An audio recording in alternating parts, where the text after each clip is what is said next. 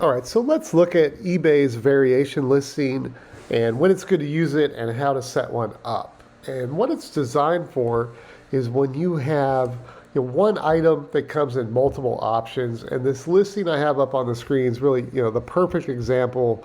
And this is what it's designed for. So here we've got polo shirts. It comes in a variety of different colors and a variety of different sizes. So you're going to pick your combination of color and size. And the seller is able to do all of this on one listing, and when you select the color you want to look at, it actually jumps to that photo.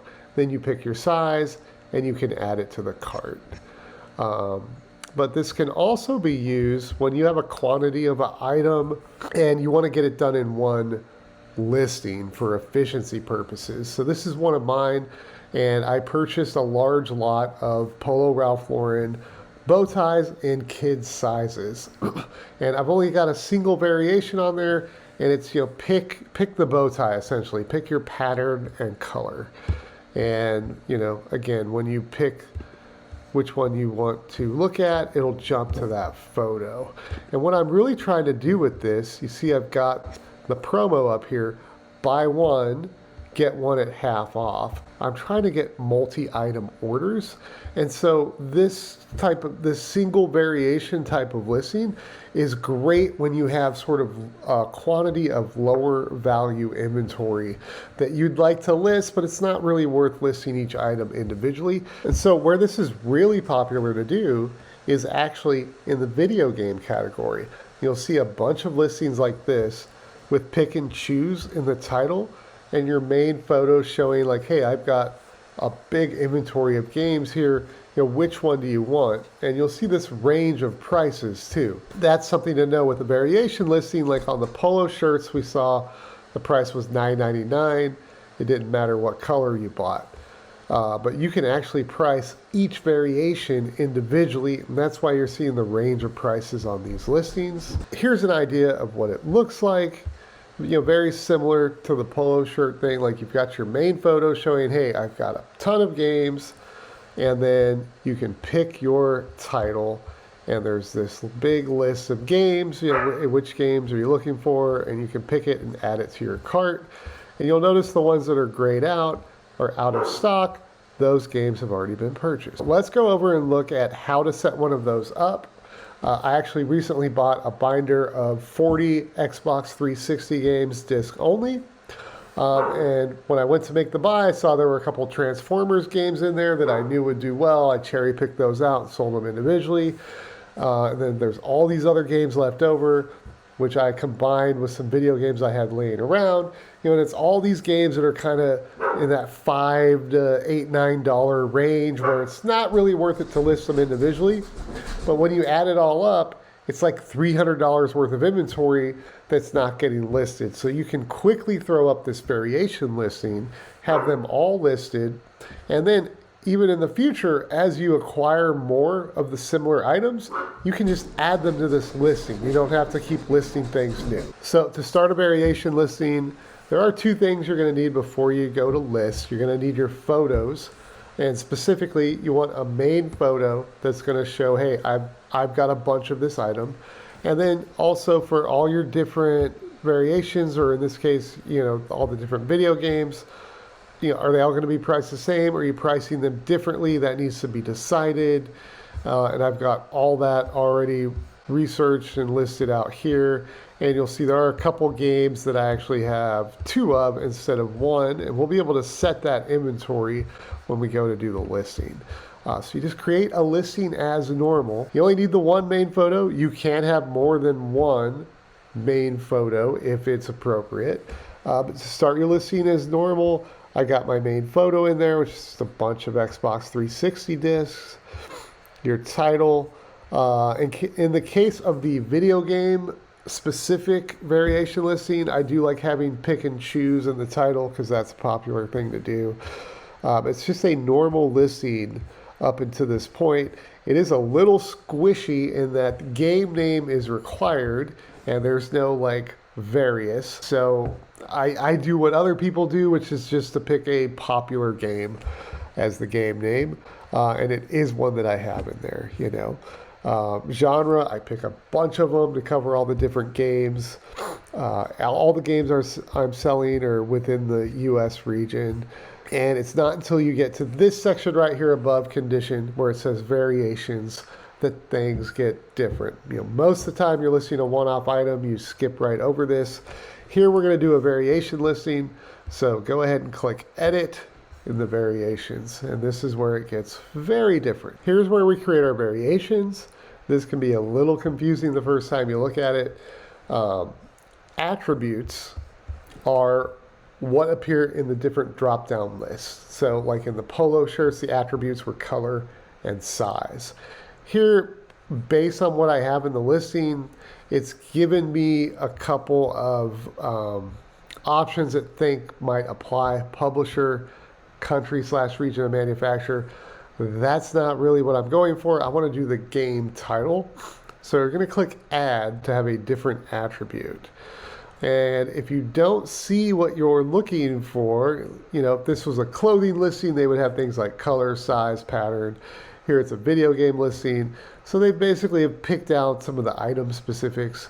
And I'm not seeing what I want, which is title or game name. So you can just do add your own attribute and enter a unique attribute that helps describe how your items vary. And we're going to go title and then hit save. So now we have title here. Then we need the actual game titles.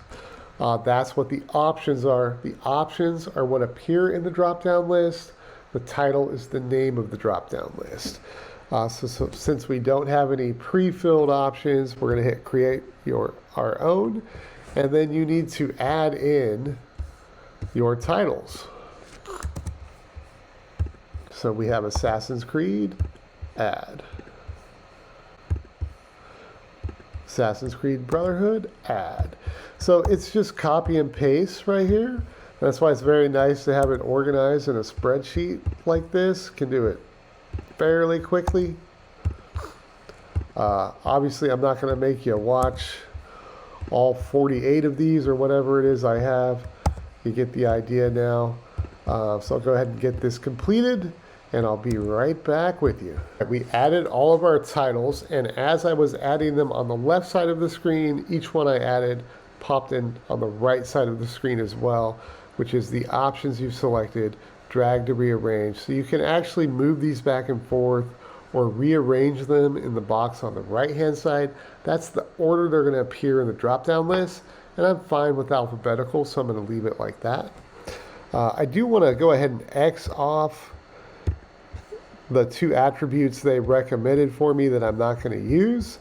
So we have a single variation listing based on the title of the game. We've got all of our titles in there, and then go ahead and hit continue.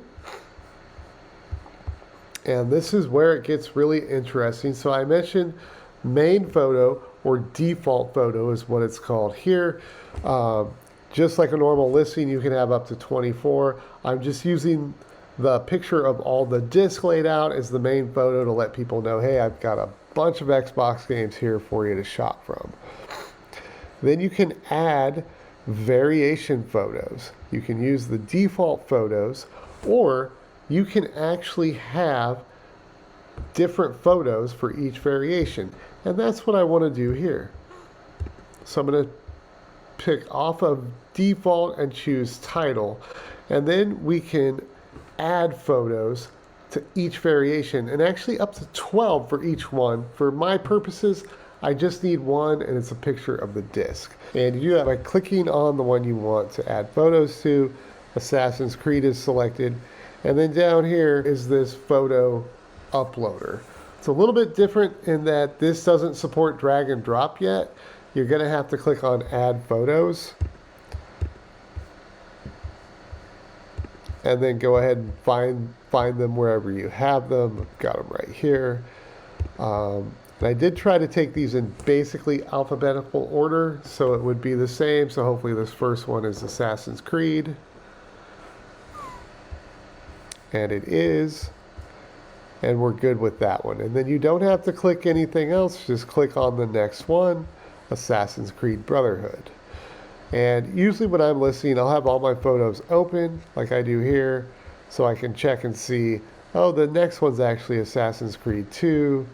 I'm looking for Assassin's Creed Brotherhood, which is 5627. So we'll go ahead and add 5627. Assassin's Creed Brotherhood. Then we'll get Assassin's Creed 2, which I believe was this one.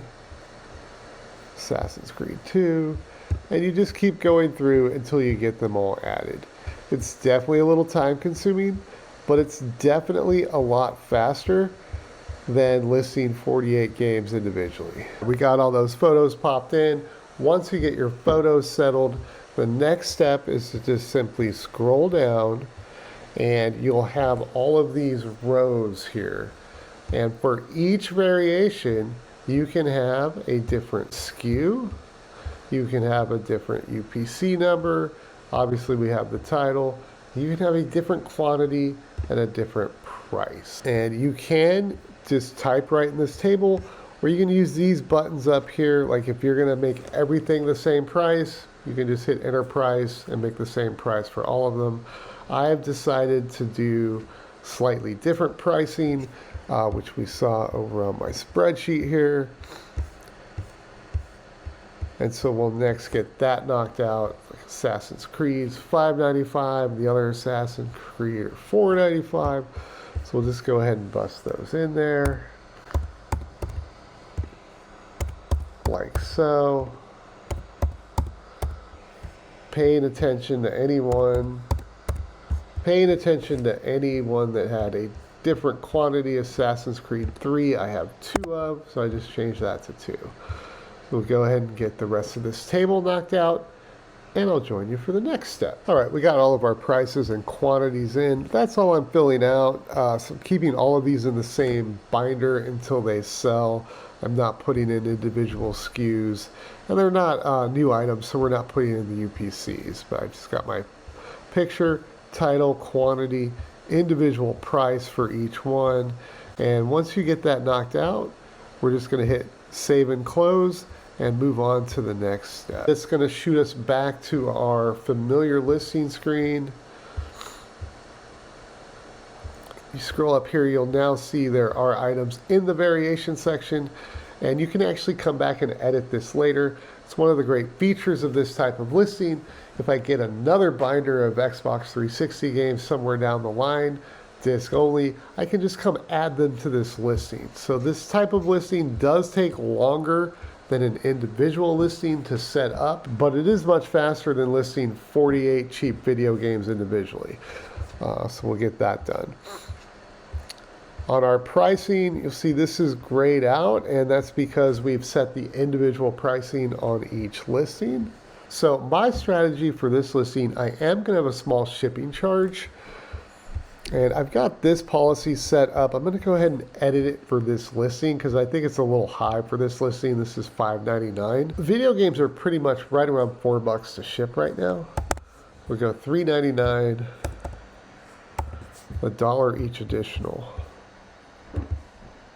We'll go ahead and save that. We'll go ahead and list the item. All right, so now our new variation listing is live. We've got our main photo, and we see here we can select our titles. There's all the titles. Let's just grab one, and it jumps to that photo just like it's supposed to. Let's check out some of the different pricing we're supposed to have on there. Yeah, the price updated for that game. So it looks like all of this is working, but we're not done yet. We still want to add our discount or marketing piece to it, because my strategy with the listing is to get people to buy more than one game to make the transaction worth it for me. So you're going to come over to your marketing dashboard, go marketing discounts, and we're going to create a new discount. And what I'm going to try on this, because I put that $4 shipping charge on there, I'm going to try a shipping discount. And I'll try this for a little while, see how it works. If it's not working good, then I might move to some, type of percentage off deal. The more you buy, the bigger percentage off you get type of thing. And we are going to say spend $10. Since most of the games are less than $10, you got to buy 2 to get over 10. And you'll get free shipping. It'll be standard shipping, which is ground advantage. And then we want to select that one specific item for this discount. So we go specific items, choose our items. I'm going to search for the word pick because that was in the title. There it is. We're going to include that one item in this discount.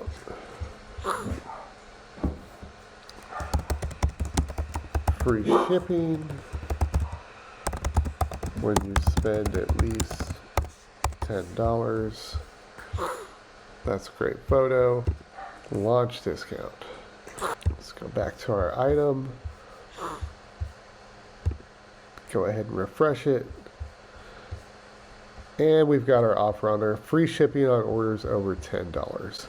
So now this is live. We've enticed people to buy more than one game, and hopefully we'll get people buying 2, 3, and 4 games and clear out some of these cheap ones, but in a way that makes sense for me, the seller. It doesn't make a lot of sense to sell a $5 game, but hopefully I can get those multi-disc orders and have $20 and $30 orders off of this variation listing. And then, like I said, if I get more of these in the future, I can just go ahead and add them to this one listing as they come in. It's always live. Thanks for joining me on this how-to video. My name is Eric. This is the 5 to 9 Hustle. Please follow along for more great eBay tips.